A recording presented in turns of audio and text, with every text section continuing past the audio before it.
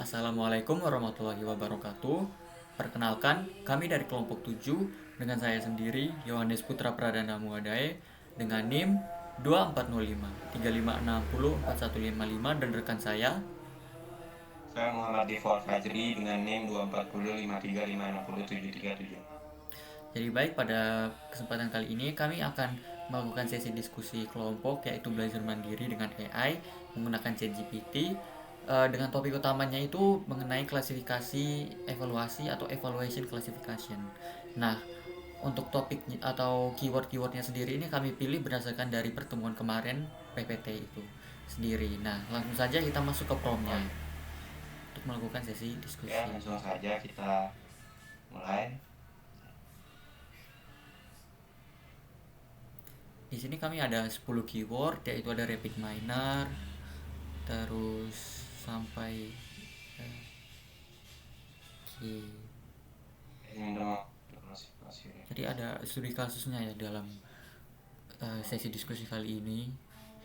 Anda diminta membangun model klasifikasi menggunakan rapid minor untuk memprediksi apakah seorang mahasiswa akan lulus tepat waktu atau tidak berdasarkan dataset yang berisi atribut seperti IPK, jumlah SKS per semester, kehadiran dan jumlah organisasi yang diikuti.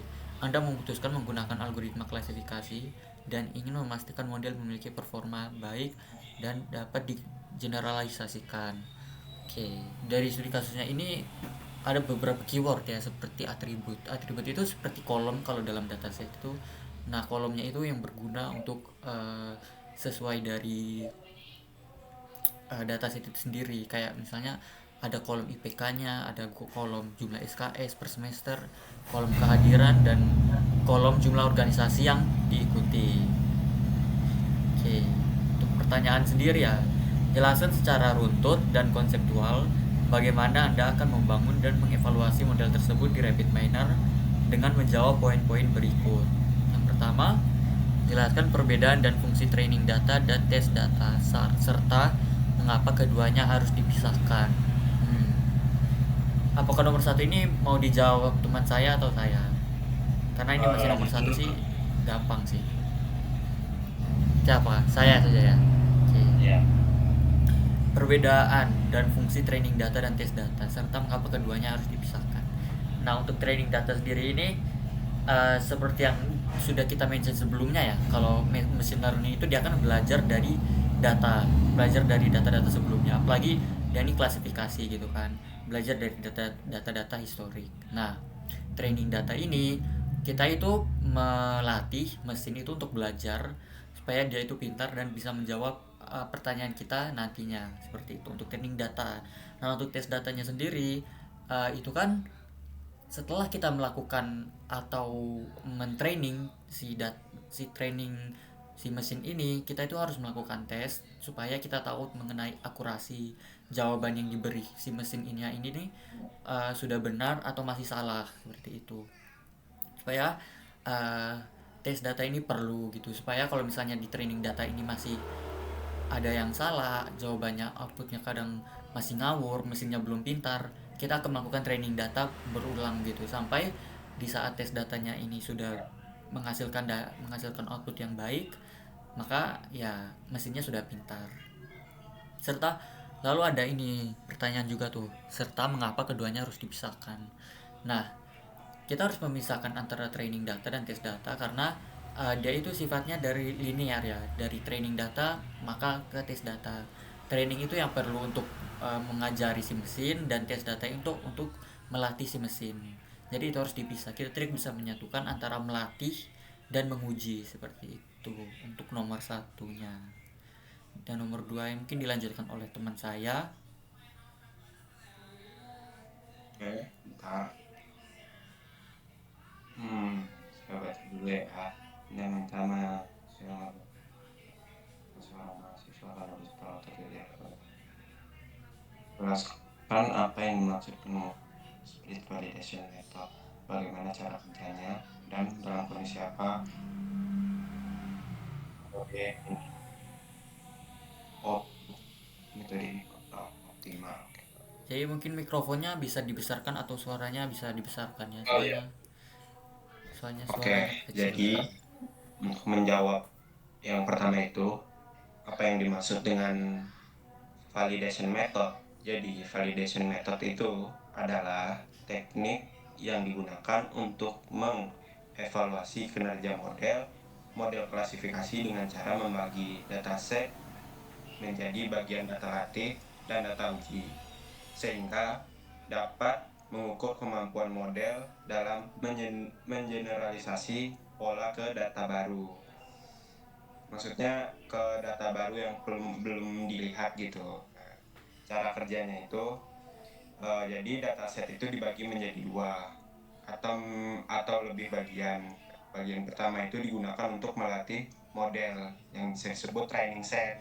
Kemudian agar algoritma belajar pola hubungan antara atribut seperti IPK, jumlah SKS, kehadiran, dan organisasi dengan status kelulusan tertentu atau tidak. Bagian kedua digunakan untuk menguji model atau disebut juga testing set, yaitu untuk melihat seberapa akurat model memprediksi data yang tidak digunakan saat pelatihan. Nah, hasil pengujian ini menghasilkan metrik performa seperti akurasi, precision, recall, atau confusion metric yang menunjukkan kualitas model. Nah, salah satu validation method yang umum adalah split validation. Misalnya 80% training dan 20% testing.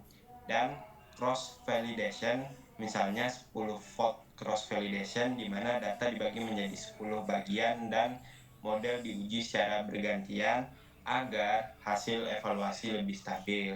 Nah, validation method kurang optimal. Jadi validation method itu kurang optimal kalau kita gunakan dalam jumlah dataset yang kecil, karena pembagian datanya itu bisa menyebabkan model dilatih dengan data yang sangat terbatas, sehingga pola yang dipelajari itu tidak representatif. Nah, selain itu juga metode ini itu kurang optimal jika data tidak seimbang, disebut imbalance. Misalnya jumlah mahasiswa yang lulus tepat waktu jauh lebih banyak daripada yang tidak, karena model bisa terlihat memiliki akurasi tinggi, tetapi sebenarnya tidak mampu mengenali kelas minoritas dengan baik. Nah, mungkin itu jawaban nomor 2 dari saya. Kemudian jawaban dari soal nomor 3 yang akan dilanjutkan oleh rekan saya. Oke, jadi Ada saudara Putra, dipersilakan. oke, jadi sebelum masuk ke nomor 3 ini masih di nomor 2 ya. Kita itu menyimpulkan kalau misalnya split validation method tadi itu dia itu membagi dataset menjadi dua bagian antara training dan tes ya. Gitu.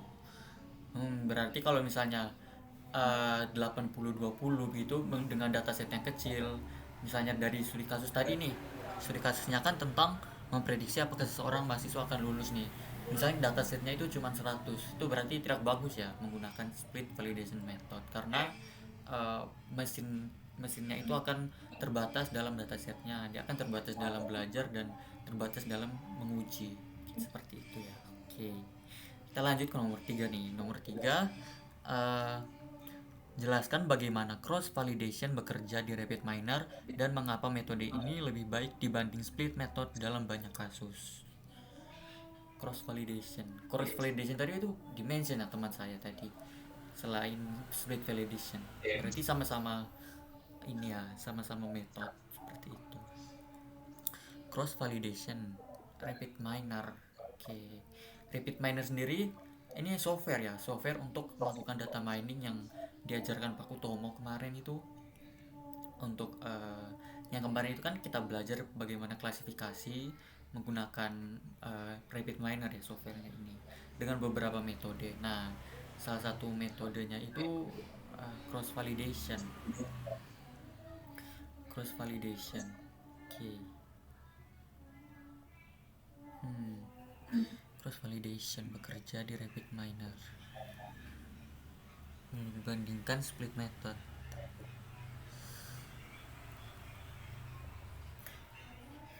Cukup susah ya ini cross validation ternyata, karena cukup bingung sih saya bagaimana split validation dan cross validation. Mungkin bisa dibantu teman saya dulu ya untuk cross validation ini, karena mungkin masih berhubungan dengan split validation tadi. Ya, sekali. Jadi ini ya. Mengenai cross validation, setahu saya itu split validation, cross cross itu berarti menyilang ya. Mungkin bisa dibantu kali ya, karena ini diskusi kelompok. Hmm.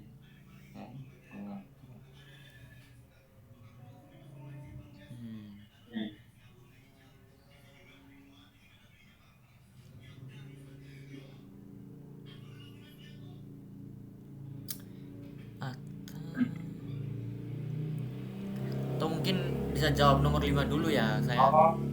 Atau Anda mau Oh menjawab? yes, bentar-bentar. Cross validation. Oh iya, dan cross validation. Jadi cross validation itu apa nih? Si. Adalah metode di mana dataset itu dibagi menjadi beberapa bagian, yaitu fault, Oh. lalu model dilatih dan diuji secara bergantian menggunakan kombinasi bagian-bagian tersebut sehingga seluruh data yang digunakan untuk training dan testing secara bergiliran. Hmm. Oke, terima kasih untuk jawabannya. Mungkin saya sudah Oke. mulai paham nih mengenai cross validation itu. Oke. Mengapa? Iya.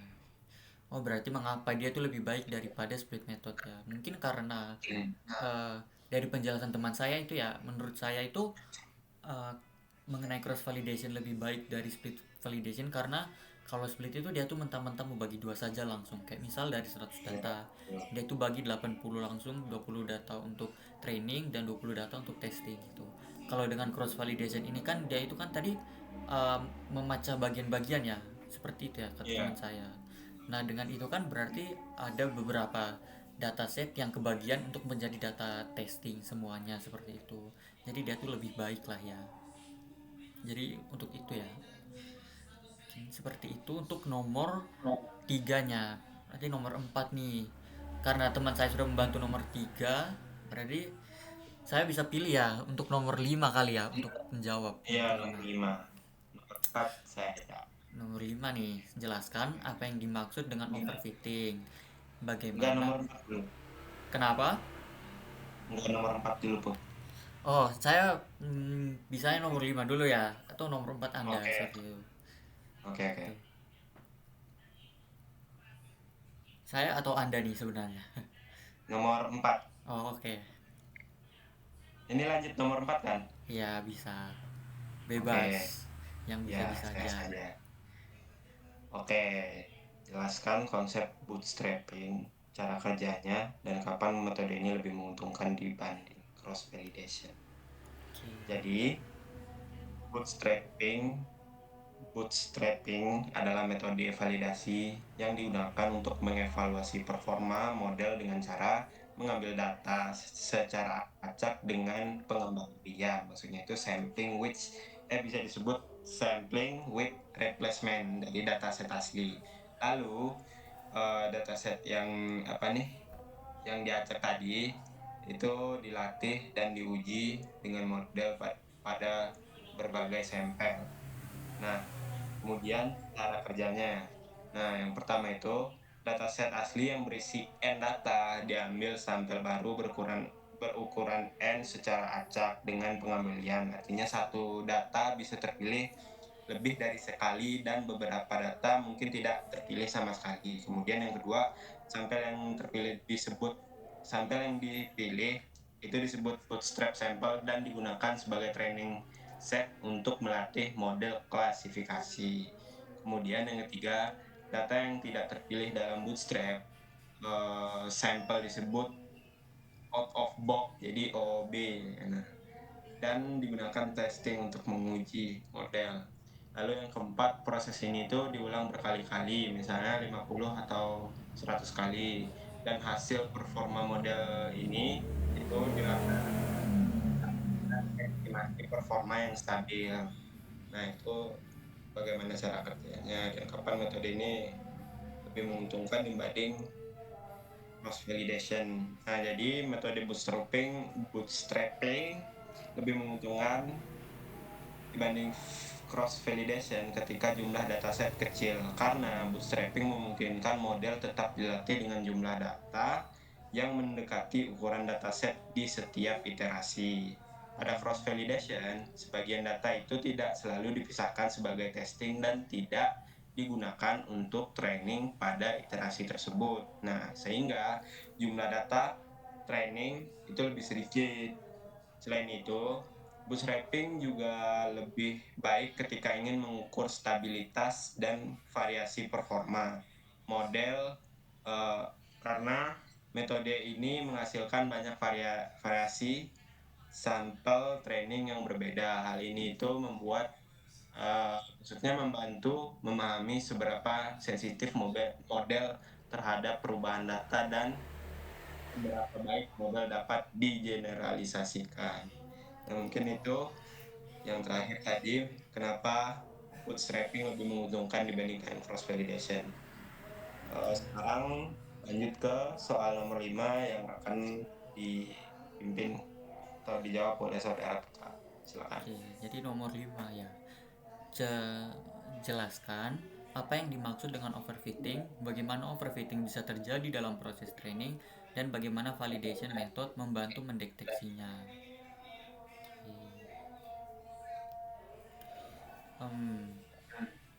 Overfitting ya. Saya pernah dengar overfitting itu kalau misalnya sistemnya itu terlalu menghafal dari training data gitu. Pernah pas pertemuan kemarin ya dimention mengenai overfitting itu bagaimana si sistemnya ini menghasilkan jawaban yang terlalu menghafal, kayak misalnya nih saya simulasikan misalnya mesin ini adalah seorang anak SD seperti itu. Kita memberikan soal matematika 10 soal yang sama setiap hari, maka alih-alih ketika kita memberikan soal matematika yang baru pada anak SD ini, dia itu bakal bingung karena dia itu hanya bisa menghafal dari 10 soal yang diberikan setiap hari yang sama kayak gitu. Yang itu terjadi sama dengan di machine learning ini nih. Kalau misalnya training data yang kita berikan itu sama, terus ketika dievaluasi dengan data yang sama, maka uh, si mesinnya ini akan overfitting atau mengalami dia tuh terlalu menghafal ketika memberikan data yang baru, maka dia akan bingung karena tidak ada datasetnya yang seperti itu. Nah, untuk menjawabnya nih nomor 5, jelaskan apa yang dimaksud dengan overfitting. Oke, bagaimana overfitting bisa terjadi dalam proses training dan bagaimana validation method membantu mendeteksi. Oke, bagaimana overfitting terjadi dalam proses training? Mungkin karena jumlah data training terlalu sedikit ya, karena dengan dataset yang terlalu sedikit, jadi mesinnya itu tidak cerdas karena dia tuh belajar hanya dari sedikit data dan dia tuh hanya bisa menghafal dari data-data yang kecil tadi itu tuh. Makanya itu tadi dataset yang kecil itu membuat model tuh sulit menangkap pola umum, dan sehingga uh, dia tuh cenderung menyesuaikan diri terhadap sampel yang tersedia saja karena datasetnya yang kecil tadi itu. Terus mengenai apa tadi yang kelima, bagaimana validation method membantu mendeteksinya.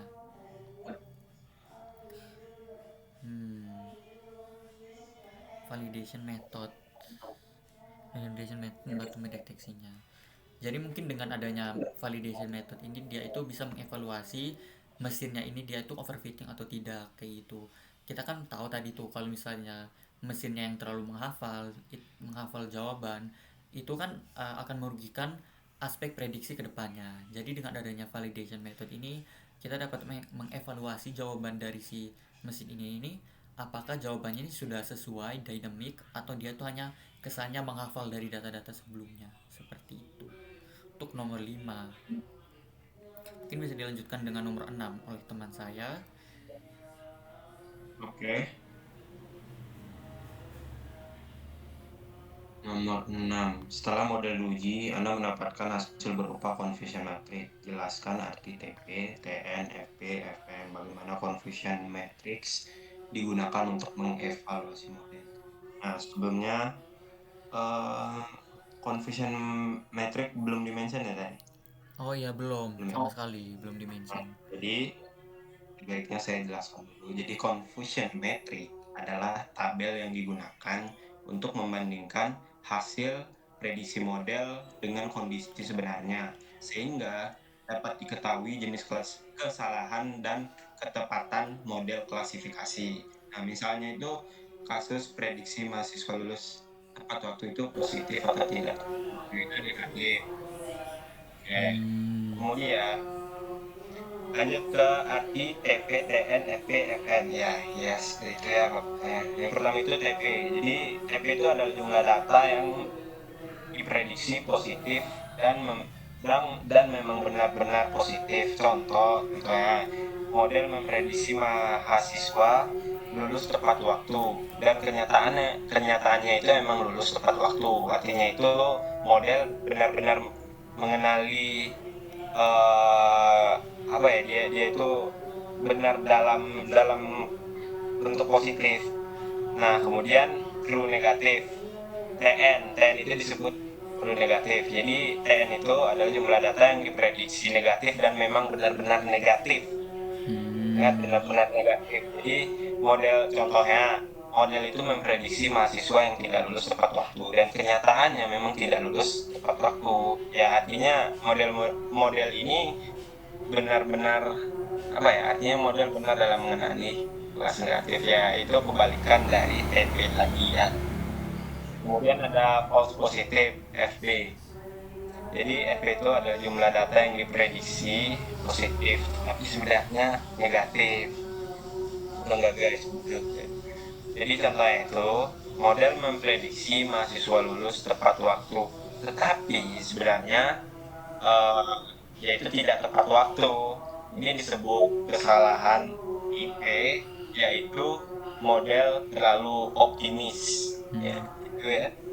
Kemudian false negatif, FN itu disebut false negatif. Jadi yaitu adalah data yang diprediksi negatif, tetapi sebenarnya positif. Ini berbalikan gitu ya. Di model memprediksi mahasiswa lulus tepat waktu, tetapi sebenarnya mahasiswa itu lulus tepat waktu. Oh iya, betul. Memprediksi mahasiswa tidak lulus tepat waktu, tapi dia sebenarnya itu lulus tepat waktu. Ini juga balikan dari positif. Ya, gitu. Selanjutnya, bagaimana confusion matrix digunakan untuk mengevaluasi model. Nah, jadi confusion matrix digunakan untuk menghitung beberapa metrik evaluasi yang menunjukkan kualitas model. Nah, yang pertama itu ada akurasi. Jadi akurasi ini mengukur seberapa banyak prediksi yang benar dari seluruh data. Rumusnya TP, saya tidak bisa jelaskan. Pokoknya artinya semakin tinggi akurasi, semakin banyak prediksi yang benar. Kemudian kedua, precision. Jadi precision itu mengukur seberapa akurat prediksi positif yang dibuat oleh model. Nah, ini juga jadi artinya dari semua yang diprediksi lulus tepat waktu, berapa banyak yang benar-benar lulus tepat waktu. Nah, ini dia TP tadi ya. Kemudian ada recall sensitivity. Jadi recall sensitivity ini mengukur kemampuan model untuk menemukan semua data positif yang sebenarnya. Jadi kesimpulannya itu dari semua mahasiswa yang bukan kesimpulan, artinya dari recall ini dari semua mahasiswa yang benar-benar lulus tepat waktu, berapa banyak yang berhasil dikenali oleh model. Kemudian specificity. Jadi specificity ini mengukur kemampuan model mengenali kelas negatif dengan benar, yaitu mengenali kelas negatif dengan benar. Jadi kayak yaitu kelas negatif ya, kayak TN ya kalau nggak salah tadi. Kemudian advanced score. Jadi F1 score ini menggabungkan precision dan recall untuk memberikan evaluasi yang seimbang, terutama jika data tidak seimbang. Nah, mungkin kurang lebih seperti itu bagaimana confusion matrix digunakan untuk mengevaluasi model. Jadi, saya buat kesimpulan, confusion matrix itu juga bisa membantu memahami jenis kesalahan model. Biasanya jika FN tinggi berarti model sering gagal mengenali mahasiswa yang sebenarnya lulus tepat waktu. Jika FP tinggi berarti model terlalu sering memprediksi lulus tepat waktu, padahal tidak. Dengan informasi ini, model dapat diprediksi agar memiliki kemampuan generalisasi yang lebih baik. Nah, mungkin kurang lebih itu ya. Jadi panjang ya ini mengenai confusion matrixnya itu. Jadi langsung saja nih nomor selanjutnya ya. Dilihat-lihat dari nomor 7 dan 8 ini, nomor 8 itu mengenai tentang alur lengkap ya dari software RapidMiner nih. Jadi menurut saya, mungkin saya menjawab nomor 8 saja karena saya sudah mencoba software data mining RapidMiner ini untuk menjawab ya, untuk nomor diskusi kelompok ini nomor 8 kayak gitu. Mungkin nomor 7-nya dijawab teman saya. Jadi nomor 8 dulu saja ya. Nomor 8 ini jelaskan alur lengkap proses di RapidMiner mulai dari input dataset sampai mendapatkan nilai performance dengan menyebutkan operator-operator yang relevan. Oke. RapidMiner ya. Kemarin itu saya coba di RapidMiner, dia itu sudah berubah ya. Nama softwarenya menjadi AI Studio karena sudah diakuisisi oleh perusahaan Altair gitu. Jadi RapidMiner itu sudah berubah menjadi AI Studio. Nah, dia ini software yang bisa digunakan untuk data mining gitu. Jadi untuk alur kerjanya sendiri itu mulai dari input dataset. Untuk input dataset itu pakai operator yang namanya read CSV. Ada beberapa dataset yang extensionnya itu CSV, ada yang XML dan lain-lain gitu. Nah, saya coba itu menggunakan CSV yang biasanya itu dataset-dataset yang tersimpan di Kaggle atau di BPS gitu kan, ada jenis-jenis extensionnya sendiri. Nah, di RapidMiner ini bisa menggunakan input untuk datasetnya itu yang bernama operator read CSV seperti itu. Lalu setelah datasetnya diinput, maka datasetnya itu kan sudah terbaca tuh. Selanjutnya untuk melakukan step induktif atau membuat model. Untuk membuat modelnya ini ada beberapa algoritma, misalnya kalau dalam klasifikasi kan ada decision tree, naive Bayes dan lain-lain. Nah, untuk operatornya sendiri itu kita bisa langsung mencari dengan menuliskan keyword dari algoritma classifier itu sendiri. Misal di RapidMiner itu kita tulis decision tree, maka itu akan dijadikan sebagai induktif atau pembuatan modelnya.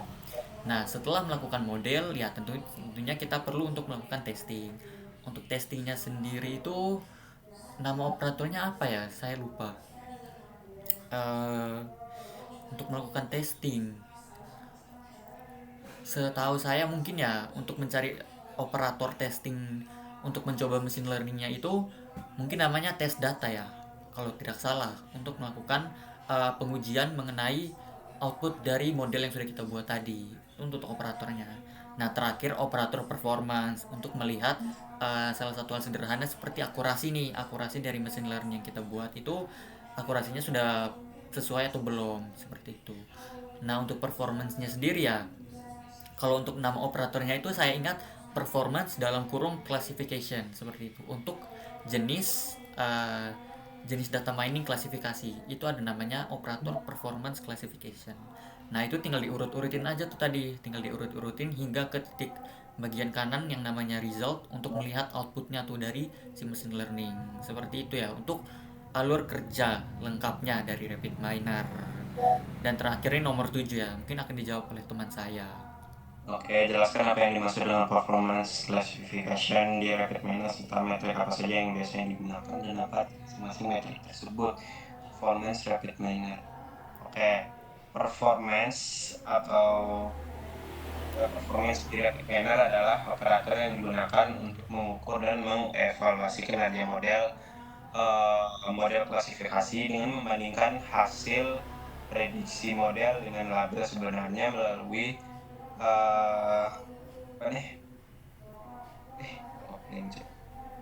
Internetnya model klasifikasi membandingkan prediksi model dengan label sebenarnya lalu menghasilkan berbagai metrik evaluasi. Nah, ya apa yang sudah rapid maintenance serta metrik apa saja yang digunakan.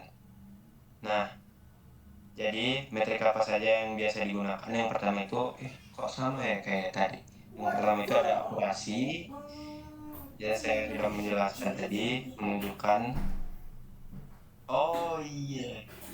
Akurasi mengukur presentasi total prediksi yang benar dari seluruh data. Ya, nah, seberapa sering model membuat prediksi yang benar secara keseluruhan, misalnya seperti akurasi 90, berarti 90 prediksi model benar. Kemudian precision. Precision mengukur kecepatan prediksi yang dilakukan oleh model. Artinya dari semua data yang diprediksi positif, berapa banyak yang benar-benar positif. Precision tinggi berarti model jarang membuat kesalahan false positif. Kemudian sama ya kayaknya. Kalau Iya ya sama. yang ketiga, cepatkan saja ya. Iya. Yang ketiga itu ada recall sensitivity, dan keempat ada specificity, dan yang kelima ada F1 score. F1 score itu yang terakhir tadi saya masih ingat. Kemudian yang keenam confusion matrix. Nah ini mungkin saya jelaskan. Jadi confusion matrix adalah tabel yang menunjukkan jumlah true, positif, bukan terakhir. True, ya TP, TN, FP, Hmm. FN. Kemudian yang 7 itu ada out. Nah, jadi out itu adalah area undercut. Jadi out itu digunakan untuk mengukur kemampuan model membedakan kelas positif dan negatif. Nah, jadi kesimpulan dari fungsi performance klasifikasi digunakan untuk mengevaluasi kualitas model klasifikasi dengan menghitung berbagai metrik seperti akurasi, precision, recall, advanced score, specificity, dan confusion matrix sehingga dapat diketahui seberapa baik model dalam memprediksi dan seberapa baik model dalam digeneralisasikan ke data baru. Nah, mungkin itu saja dari saya. Sekarang lanjut ke itu ya, Iya, untuk evaluasi. memberikan evaluasi, Ya, memberikan oke. feedback Sekarang gitu. kita akan masuk ke sesi evaluasi. Oke. Untuk mempersingkat waktu, kami langsung saja meringkas apa yang kami jawab tadi, kemudian melakukan di sini ya seperti biasa ya. Iya. Kurang lebih seperti itu. Oke. Ya, ini adalah kesimpulan dari jawaban kami yang kami jawab tadi. Kami singkatkan karena itu terlalu panjang. Jadi yang pertama itu nomor 1 nilai 9/10, ini bla bla bla. Kemudian nomor 2 8,5/10. Kemudian nomor 3 9,5/10, bootstrapping 7,5/10, overfitting 9/10, confusion matrix 9/10. Kemudian performance 9/10, alur rapid miner 9/10. Ini nilai akhir kesimpulannya. Nah, jadi kami mendapatkan nilai total pada minggu ini 8,9 dari 10. Bisa bilang ini adalah nilai yang sangat baik. Mungkin kurang lebih itu saja dari kelompok kami. Karena saya mau berbuka, saya tutup. Wassalamualaikum warahmatullahi wabarakatuh. Waalaikumsalam warahmatullahi wabarakatuh.